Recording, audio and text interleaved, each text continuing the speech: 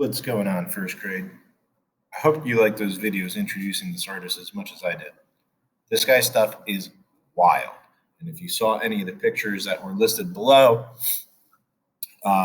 his stuff is really, really fun and exciting and energetic to look at. So I have in front of us a piece of paper going side to side like it is a portrait, landscape, pop quiz. It's a landscape. And I want you to start using a pencil. I'm going to end up using a marker as per usual, just so we can start with our project and that everybody can see. Now, I might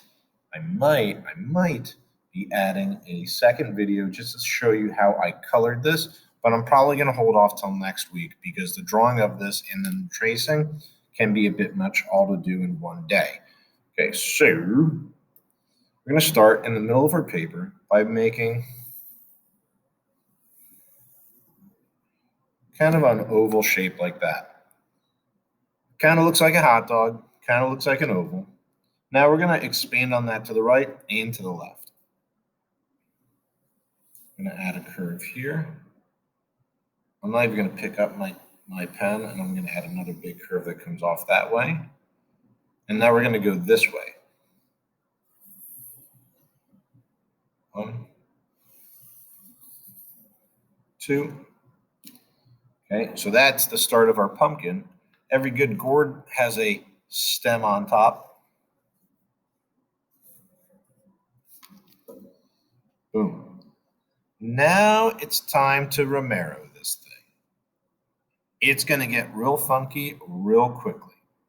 Okay, so a lot of his artwork has lines that kind of come out and go into like random directions, and they kind of influence some things that are going to happen in the background. So I just drew 4 lines that extended out of my pumpkin. If you want to do 2, you do 2. If you want to do 7, do 7. Okay, I'm going to now try and break up my background a little bit. So what I'm going to do is draw a line that comes down here.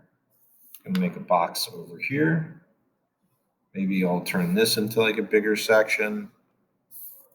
I'll come over here. Now I've got a nice big area up there to work in. I'll come over here and draw a line on that side and just draw a line down there. So now we have, and I'm going to go counterclockwise. 1, 2, 3, 4, 5, 6, 7 big areas to work in to make some patterns. Okay. Now we're going to go through and work. We're going to start making our fun patterns on the inside and working our way out. Okay. Now color is going to be a huge influence on this. So next week when we go to color this in, that's when it's going to really, really come together. You don't have to follow the patterns that I do, but these are like some main patterns that I've seen in a lot of his works. So he likes to have stripes. So I'm thinking ahead. I'm going to make these stripes different colors next week. Maybe inside these stripes, every other one, I'll have some curves that come down like this.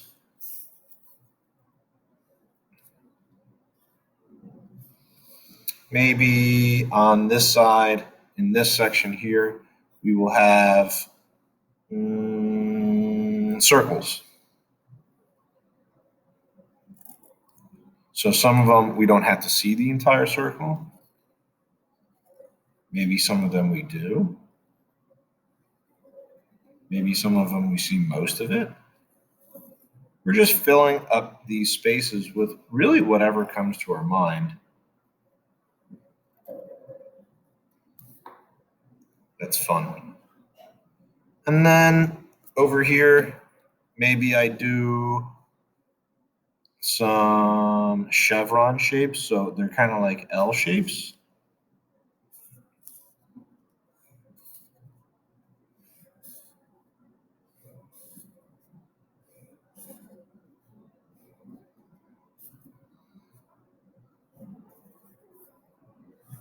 See how I'm making those uppercase L's? Oop, out of room. It's okay. Going over to this side. Maybe I'm going to repeat these circles, but I'm going to change it up just a little bit. So I'll take these circles and I'll add lines in them. So we're taking an idea from here and an idea from here and an idea from here, and we're kind of combining them all.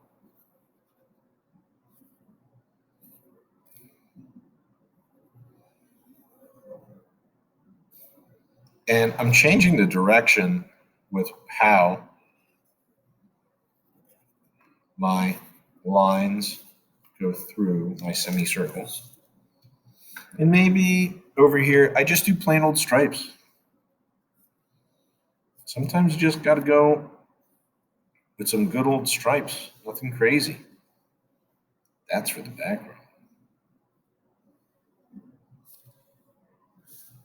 Don't forget about your stem. I'm going to do curvy lines.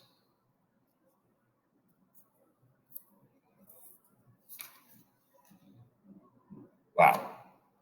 Wowie, wow, wow. I love how this is looking. You know what? I love how these circles look on the inside of my pumpkin. I'm going to bring them out.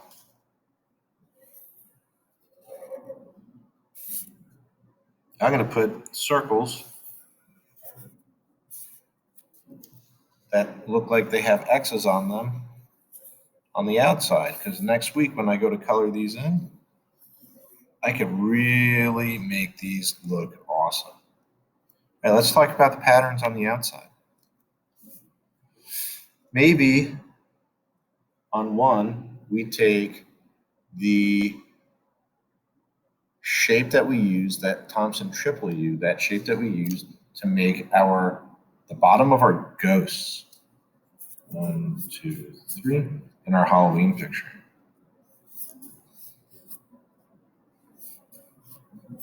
Now, when it comes to here, we're going to try and make that circle be in front. Maybe in this one, we have floating rectangle shapes.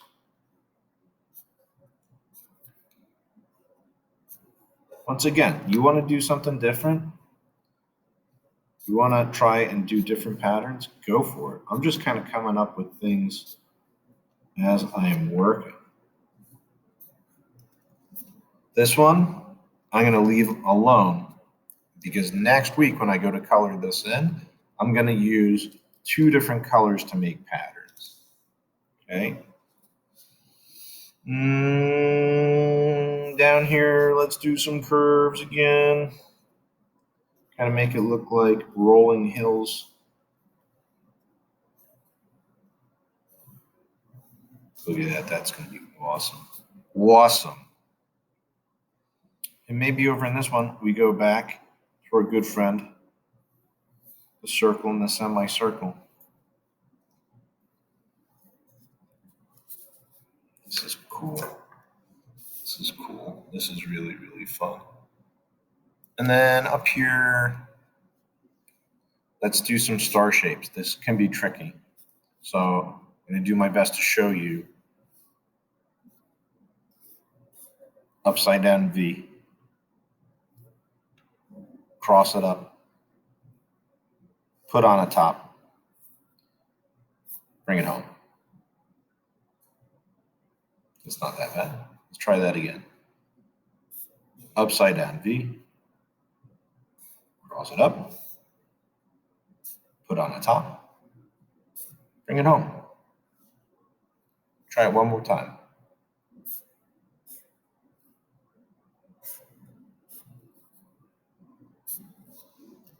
Nice. This one I'm going to leave alone because I'm going to do these two because they're kind of on opposite sides. I'm going to leave them alone so that we can just use different colors. And when I say different colors or different shades, I mean like dark blue, light blue. Okay. That way we can have stripes, but without the border. His borders were super important, and you can see that in all of his works. But sometimes he had just stripes of solid colors. He didn't need to have that border holding it together. Okay, so when you're all done drawing this and you're happy with it, grab dark marker as per usual, give it a trace, erase any pencil lines that are still sticking out, okay, and send it on over. Can't wait to see how this is when you're all done with it. Have fun with this one, guys. It's a lot of fun.